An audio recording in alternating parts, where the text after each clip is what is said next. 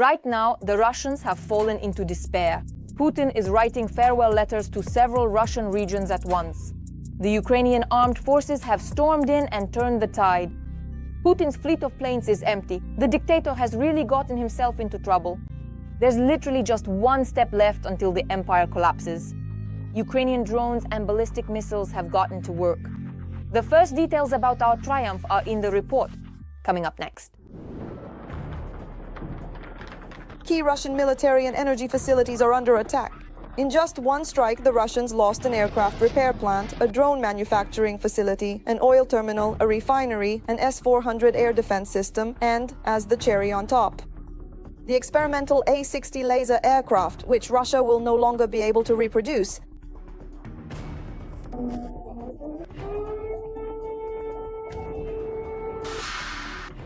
Residents of Taganrog witnessed this glow. It was a very hot night there on Tuesday, especially in the area of the Beriev aircraft repair plant.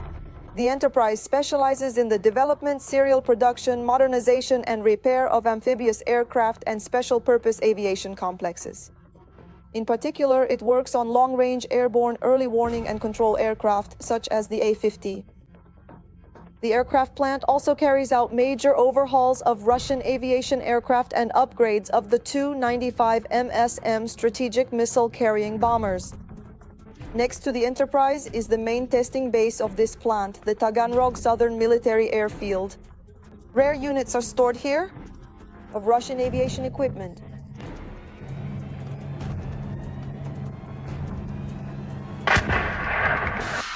More precisely, rare units of Russian aviation equipment used to be stored here. At the airbase, an A-60 aircraft, also known as the Flying Laboratory, was hit. The aircraft was intended for testing laser weapons. This is a Soviet development. The project was developed in the 1970s as part of the USSR's strategy to create anti-satellite laser weapons. The plane is distinguished by a distinctive hump. It is in this hump that a 1-megawatt laser installation is located. The idea was that this laser could either jam the optical devices of enemy satellites or even damage their sensors and other equipment. After the collapse of the Soviet Union, the project was frozen, but the Russians resurrected it and for years tried to bring it back to life. At the same time, they never missed a chance to threaten the world with their so-called unparalleled weapon. The Russian army will soon be equipped with a weapon capable of burning out the enemy both on the ground and in the air. Only 2 such aircraft were developed in the Soviet Union. That's why the destruction of one of them is not just a painful blow to Putin's ambitions, but a devastating one. The Russians will no longer be able to recreate their flying laboratory, and the Patriots know this too. They are aware of this as well. Protective shelters, relocation? No, never heard of it. Soon it will be 4 years since the start of the so-called special military operation. Idiotic internet shutdowns didn't help against enemy UAVs, some of which are controlled via satellite communication systems, nor did they stop local residents from filming footage of the strikes. Probably a more effective measure would have been to relocate the aircraft from a region that is under enemy drone attacks almost every day. But the fact that these were drone strikes is not certain at all. The Ukrainian General Staff stated that Bars drones and Neptune cruise missiles were used to strike Russian strategic targets.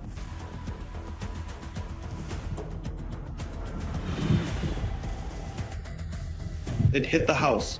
Don't touch it. That really pushed it away. Damn, seriously. During the strike on Taganrog, the Molnia drone manufacturing plant Atlant Aero was also hit. Fires have been recorded at the site, according to the military. But it wasn't just Taganrog. Explosions were heard en masse in the Krasnodar region. The strikes targeted the Sheskharis oil terminal in Novorossiysk and the Tuapse oil refinery. In Novorossiysk, oil tankers and one of the S-400 SAM launchers were damaged, according to the General Staff. The extent of the damage is being clarified.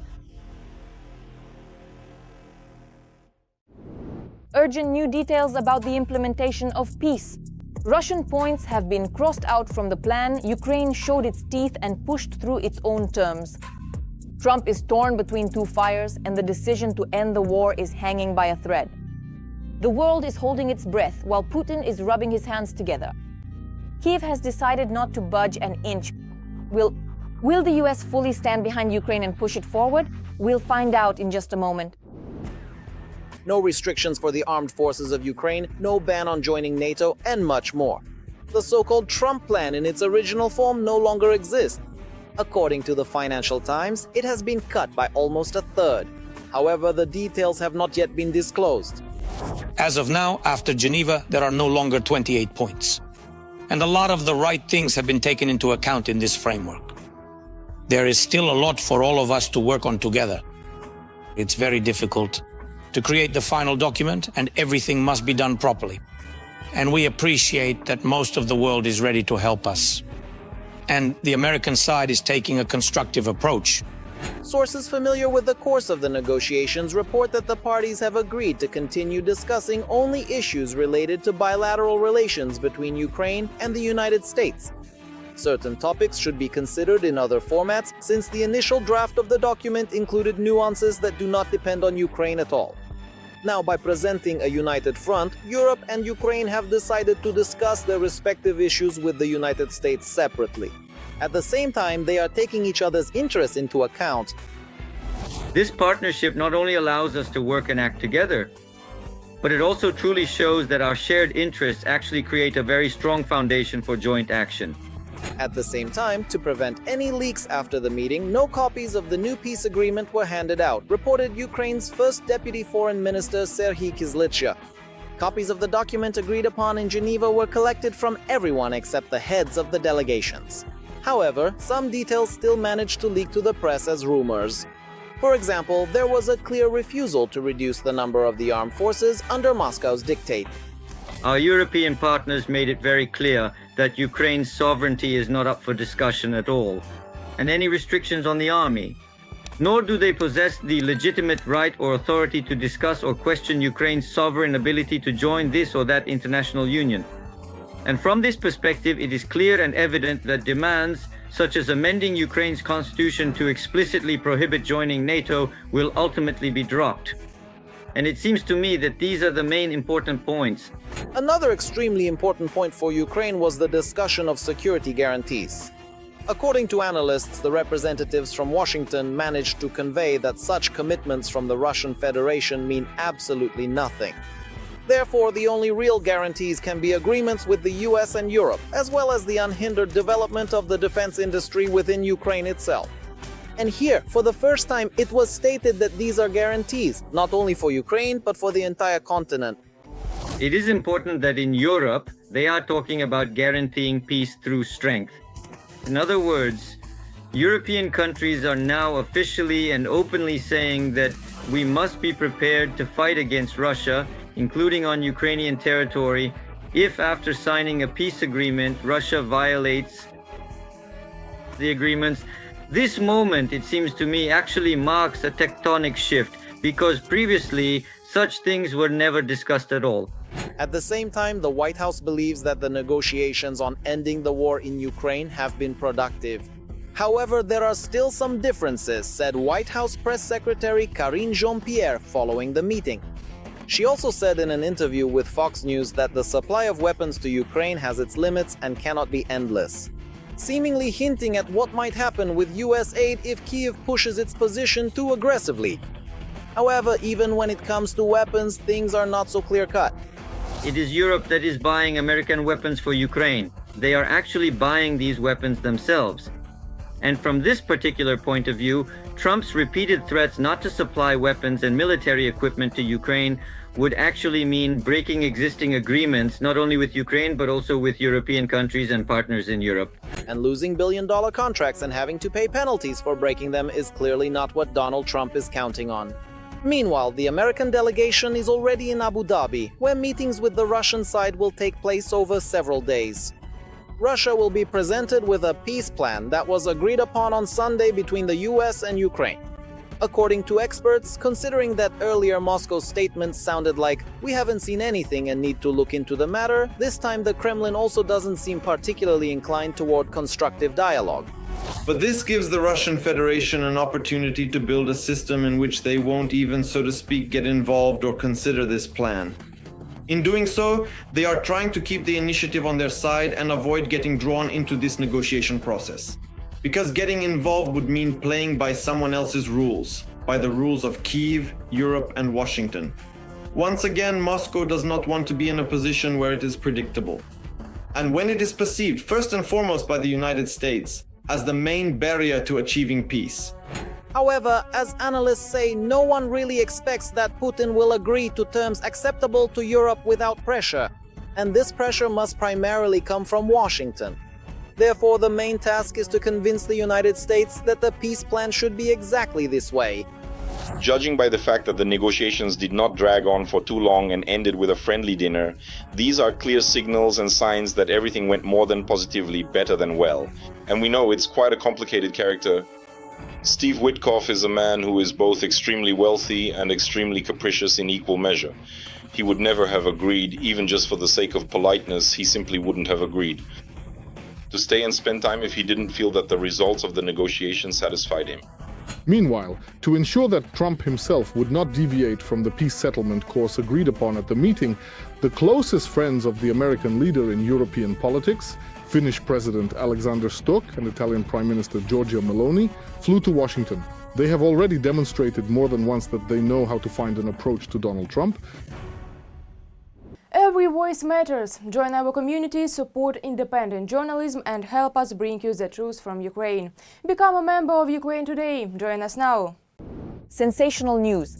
China is taking the last thing Russia has left. Beijing has truly brought Putin to his knees. Xi Jinping is lining his pockets with Russian money and cutting off entire regions from his ally. Trump watches all this with a smile while the Kremlin can't come up with a plan B. The valves are being shut off and it seems there are no allies left. Whether China will have the resolve to keep acting so unprecedentedly and finally shut down the empire, more on that in just a moment. China is abandoning Russia. Yes, you heard that right. Beijing skillfully pretends to be a partner, but in reality it uses Moscow as its weak spot. And In our language, there is a saying, Stavcha irlati. A Russian and a Chinese are brothers forever. And here's what's interesting. Recently, Xi spoke on the phone with Trump and stated that he supports the US's peace efforts to resolve the Russian-Ukrainian conflict. It sounds nice in words, but what about in reality?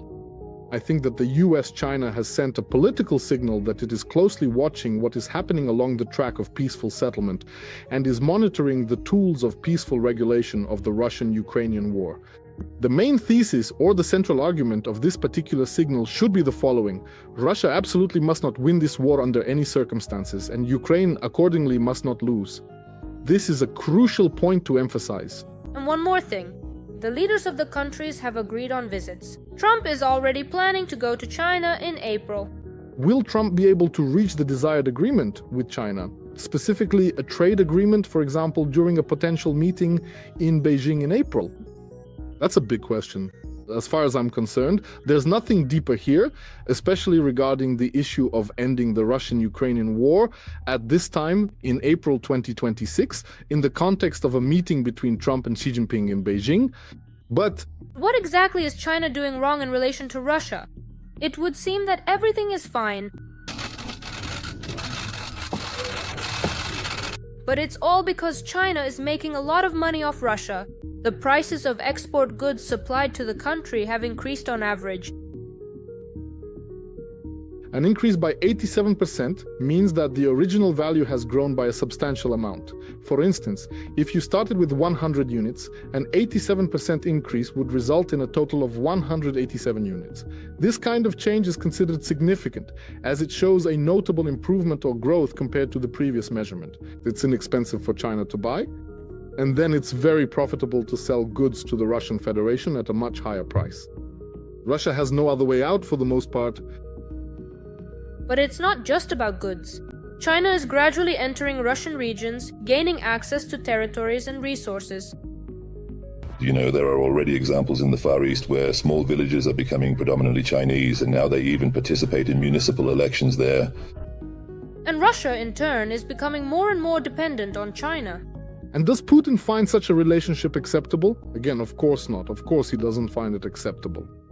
Well, because Putin has phantom pains from the Soviet Union, he basically, throughout his entire presidency, he has tried to restore some kind of former greatness, let's call it gathering Russian lands. But in reality, he is simply leading the Russian Federation to collapse, to complete absolute collapse, to financial bankruptcy. Beijing is increasingly strengthening its influence in Central Asia, while pushing Moscow into the background. This is probably something that can't help but worry the old man in the Kremlin. It is necessary to steadfastly strengthen the friendship between China and Kazakhstan, make joint efforts to promote comprehensive cooperation, and make a greater contribution to peace in the region and around the world, as well as to development, stability, and the positive energy of Chinese-Kazakh relations. Tanya, what really governs China? A true partnership with Russia? Our close interactions reflect the strategic nature of Russian-Chinese relations, which are about the nature and depth of the relationship and which are at a historically unparalleled and exceptionally elevated level. Or is Beijing simply taking advantage of the situation and acting in its own interests? They are not interested in Russia killing in this war. Because if Putin kills in this war, then he restores his geopolitical agency. He starts talking to all the players, for example, with Tehran, on the same level as the US and China, which absolutely does not align with China's strategic interests. Yes, that's the position of the screenwriter. China talks about friendship, but only acts when it benefits them. They profit from Russia, strengthen their own influence, and at the same time build relations with the US.